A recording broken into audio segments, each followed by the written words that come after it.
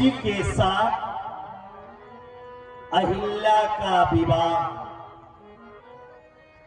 कैसे हुआ? गौतम जी तो एक ऋषि थे और अहिल्या ब्रह्मा की पुत्री। इस धरती पे सबसे सुंदर नारी अहिल्या ही थी। अहिल्या से बढ़कर सुंदर एक भी नारी इस पृथ्वी पे जन्म नहीं हुई। ऐसी सुंदर नारी को चाहने के लिए देवता सब पागल हो गए।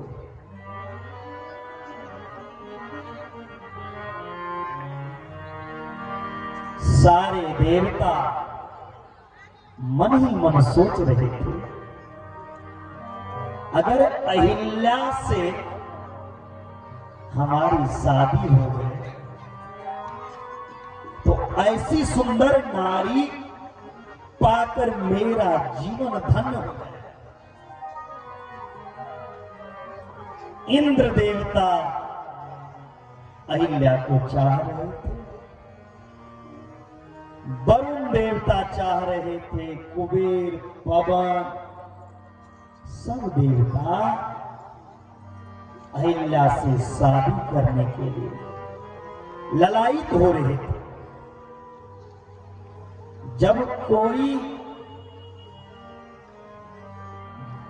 दुर्लभ वस्तु एक हो और लेने वाले लाखों हो तो या तो उस चीज के लिए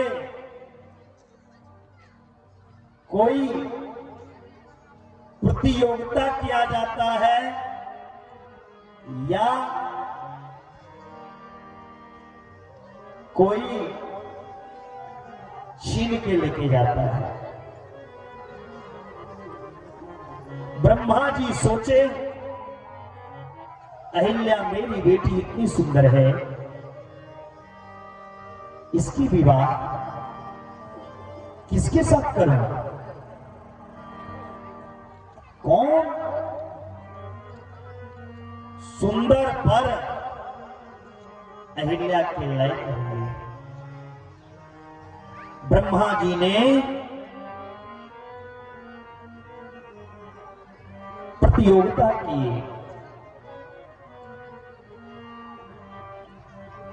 ब्रह्मा जी ने अहिल्या विवाह के लिए घोषणा किए। सभी देवता ध्यान से सुनो, जो देवता पूरे पृथ्वी का परिक्रमा करके पहले हमारे पास आएंगे, उन्हीं के साथ में अपनी पुत्री अहिल्या का कन्यादान करूंगा।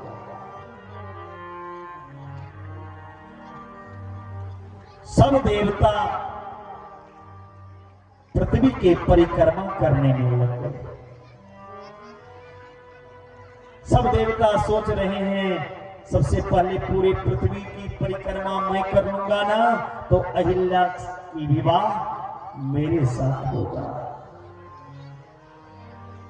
वरुण, इंद्र, कुबेर सब देवता परिक्रमा करने में लगे हैं।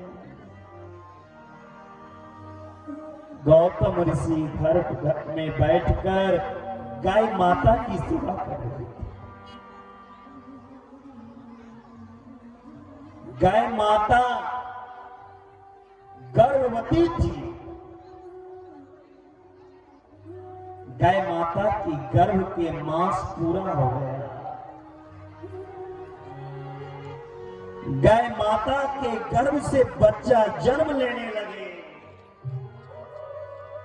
जब गाय के गर्भ से बच्चा का जन्म होता है ना प्यारे, तो बच्चा का सिर जो रहता है वो बाहर की तरफ रहता है।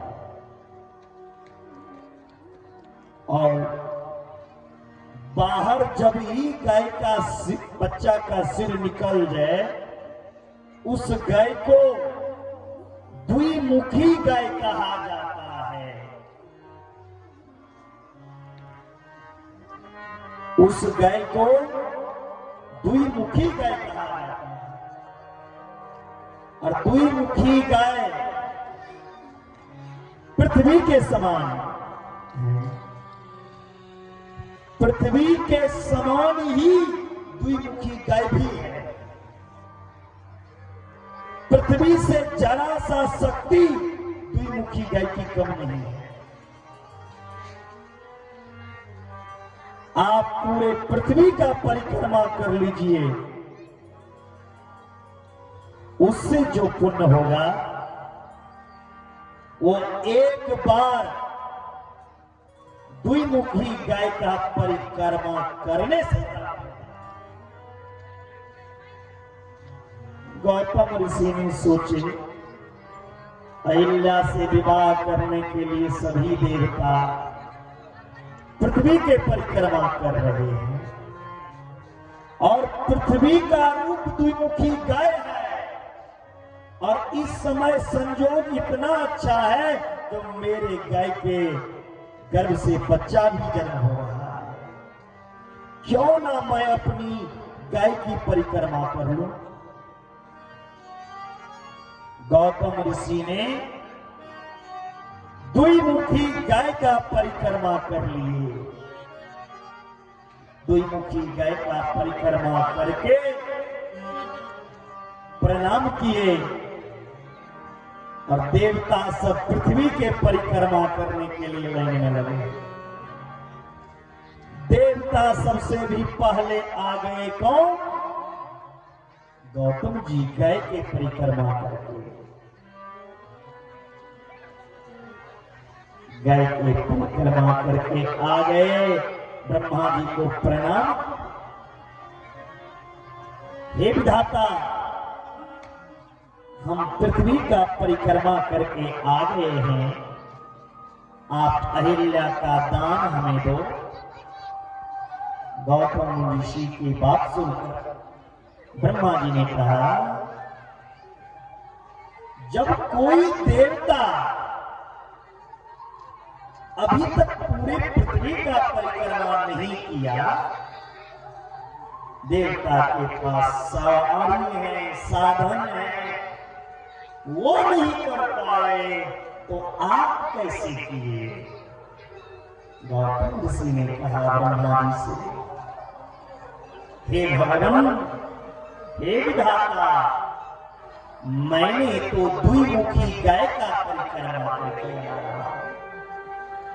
और द्विमुखी गाय पृथ्वी का समान होता है।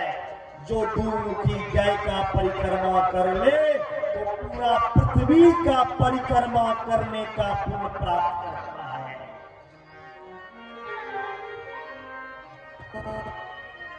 ब्रह्मा जी शरण में गिर गए। गौतम जी, हे ऋषि कुमार, आपने तो मेरी आंखें खोल दी। गाय पृथ्वी का रूप है,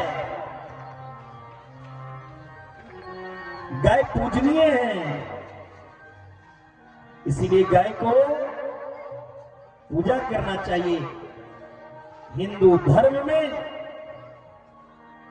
गाय की बहुत महत्व है। बिना गाय की पूजा किए, गाय की सेवा किए और गोदान किए, किसी का उद्धार नहीं हो पाता। गाय को मारना नहीं चाहिए, गाय को पूजना चाहिए। गाय पृथ्वी का ही रूप है। ब्रह्मा जी ने कहा, आप पृथ्वी का परिक्रमा का पुण्य गाय के परिक्रमा करने से प्राप्त करेंगे। इसीलिए मैं अहिल्या का कन्यादान करूंगा आपके साथ।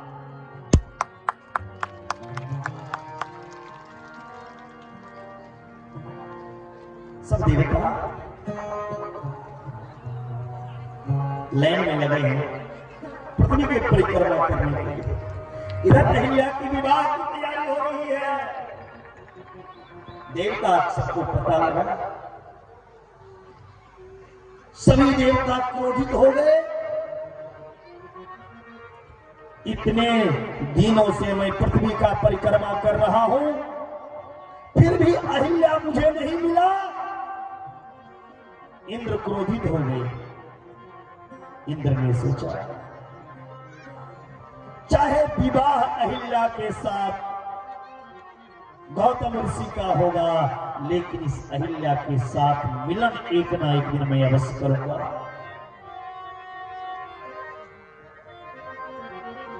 सारे देव अहिल्या के विवाह से उदास हो गए। एक भी देवता खुशी नहीं हुए। इतनी सुंदर थी अजयना सुंदर कोई होना तो सुंदरता पे सभी की चाह होती है। सोना सुंदर तो बहुत अच्छा है, सोना को चाहने वाले सभी हैं। उसी तरह अहिल्या सुंदरों की खान है, खजाना। अहिल्या से गौतम ऋषि के विवाह। गौतम ऋषि नित्य प्रतिदिन गंगा स्नान के लिए जाते थे।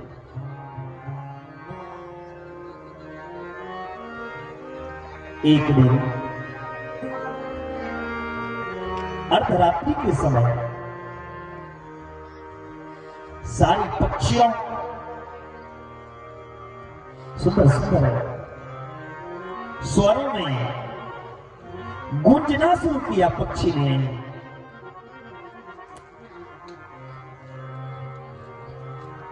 सारे पक्षी की आवाज सुनकर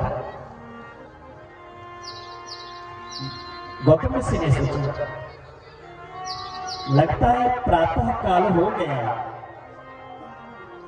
हमें गंगा स्नान के लिए जाना चाहिए। गौतम ऋषि गंगा स्नान के लिए निकले। अर्धरात्रि के समय में पक्षी की आवाज सुनती।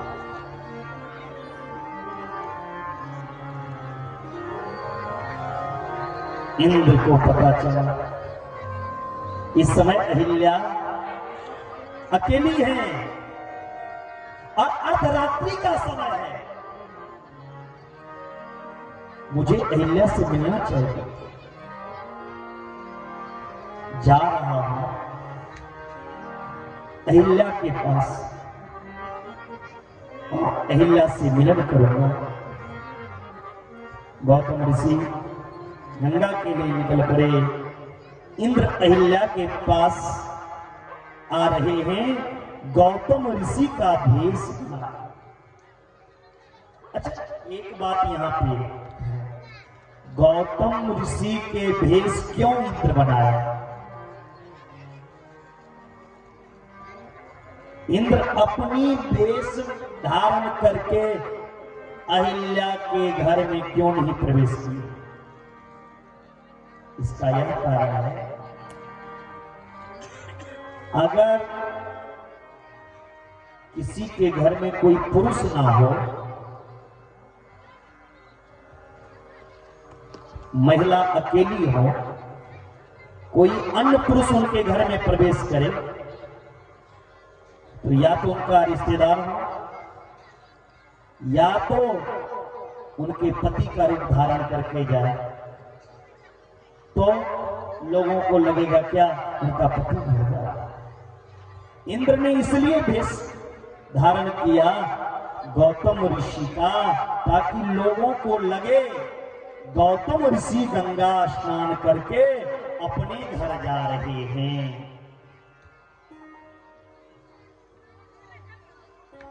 इंद्र गौतम के भेष बना के अहिल्या के पास आए और अहिल्या के सामने इंद्र अपनी सच्चाई बताया। हे अहिल्या, मैं देवताओं का राजा इंद्र हूं। अहिल्या के सामने झूठ नहीं बोले इंद्र, सच्चाई बता दिए अहिल्या को। हे अहिल्या, मैं देवता के राजा इंद्र हूं। मैं तुम्हारी सुंदरता से बहुत प्रसन्न हूं। मैं स्वर्ग लोक की रानी तुम्हें बनाना चाहता हूं। अहिल्या, तुम मेरे साथ चलो, स्वर्ग की सुख की आनंद लो तुम। अहिल्या ने सोचने लगी, जब देवता के राजा मुझे चाह रहे हैं, इससे बड़ी बात मेरे लिए और क्या हो सकता।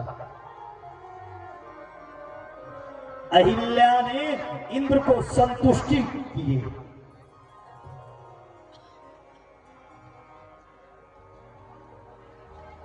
अहिल्या सोचने लगी, देवता के राजा मुझसे मिलने आए, इससे बड़ी बात मेरे लिए क्या होगा। इंद्र अहिल्या से मिलकर गौतम के वेश धारण करके जैसे ही अहिल्या के घर से निकले, गौतम ऋषि ने देख लिया। गौतम ऋषि ने श्राप दिए, हे इंद्र, तुमने मेरी पत्नी के साथ छल किए हो। मैं तुम्हें श्राप देता हूं, पूरे संपूर्ण शरीर में व्रत हो जाए। इंद्र के संपूर्ण शरीर में व्रत हो गया।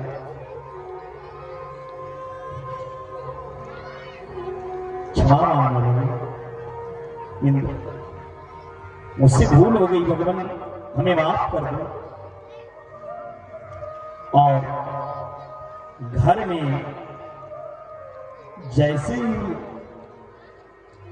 पधारे, घर में पधार करके अहिल्या को देख करके भगवान तुल्य गौतम जी ने अहिल्या को भी श्राप दिया। गौतम नारी श्राप बसा, उपल देह धरि धीर,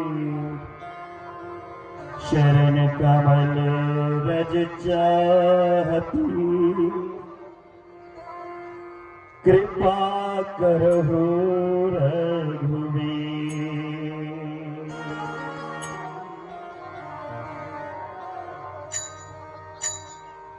अहिल्या जो स्त्री अपने पति के साथ छल करती है, वो स्त्री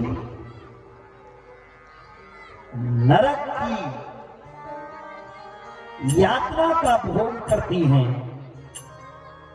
लेकिन मैं तुम्हें नरक नहीं भेजूंगा, मैं तुम्हें श्राप देता हूं, जाओ तुम पत्थर का रूप ले लो। अहिल्या हाथ स्वामी स्वामी, इतनी कठोर यातना मत दो स्वामी, हमारी कोई गलती नहीं है। गौतम ने कहा, अहिल्या मुझे कुछ नहीं सुनना, तुम पत्थर के शिला को बनोगी, लेकिन श्राप के साथ मेरा वरदान भी है। अगर श्री हरि विष्णु का चरण उस शिला से लग जाए तो तुम शिला से पुनः नारी के रूप धारण कर लोगे। त्रेता में भगवान विष्णु राम का रूप धारण करेंगे और राम का चरण लगने से तुम नारी बन जाओ।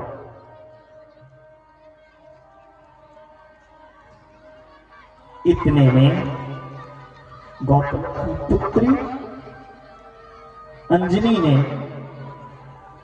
गौतम ऋषि को प्रणाम करने के लिए आया।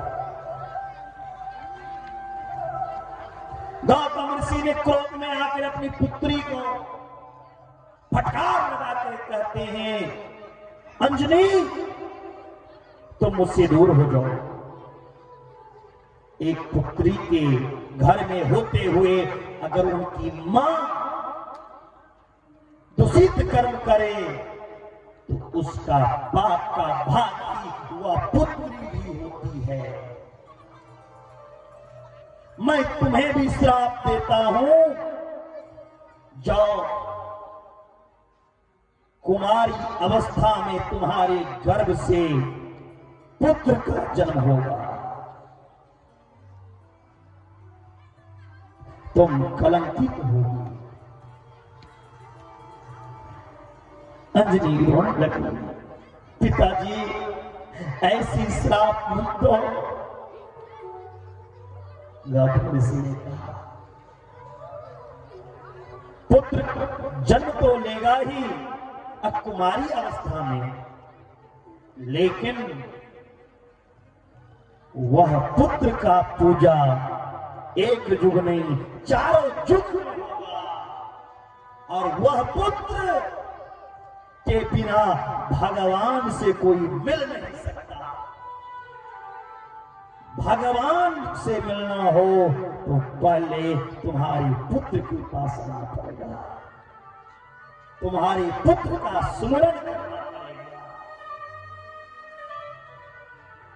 अंजनी तुम्हारे पुत्र के नाम से भूत प्रेत थर थर कांपने लगेंगे। उस जगह की सारी संकट सारी बाधाएं को तुम्हारे पुत्र हरण करेंगे और तुम्हारे पुत्र राम के बड़े प्यारे होंगे। राम की उपासक और राम की पत्नी सीता जो होगी, सीता का जब हरण होगा तो तुम्हारे पुत्र ही राम की पत्नी का पता लगाएंगे। तुम्हारे पुत्र का नाम होगा हनुमान। अंजनी पुत्र पवन सुत नामा,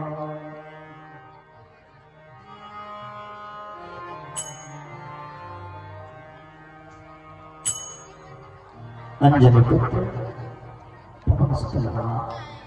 अब प्यारे राम से मिलना होगा तो राम जी सदा किसके पास रहते हैं? हनुमान जी के पास। तो हनुमान जी को सुमरन करो। राम रसायन तुम्हारे पासा, सदा रहो रघुपति के दासा। सदा रहो रघुपति के दासा। सदा रघु वीर राम के दास हनुमान है और हनुमान जी के प्रभाव एक युग नहीं प्यारे 4 युग में है। 4 युग प्रताप तुम्हारा है प्रसिद्ध जगत उजियारा। साधु संत के तुम रखवारे, असुर निकंदन दुलारे। और हनुमान जी के लिए दुनिया का कोई काज कठिन नहीं है। कठिन काज को भी सरल करके उस काज को हनुमान पूरा करते हैं और संकट को हरण करते हैं। इसलिए संकट हरने वाले को हनुमान कहते हैं, हनुमान कहते हैं। बोलिए हनुमान जी महाराज की।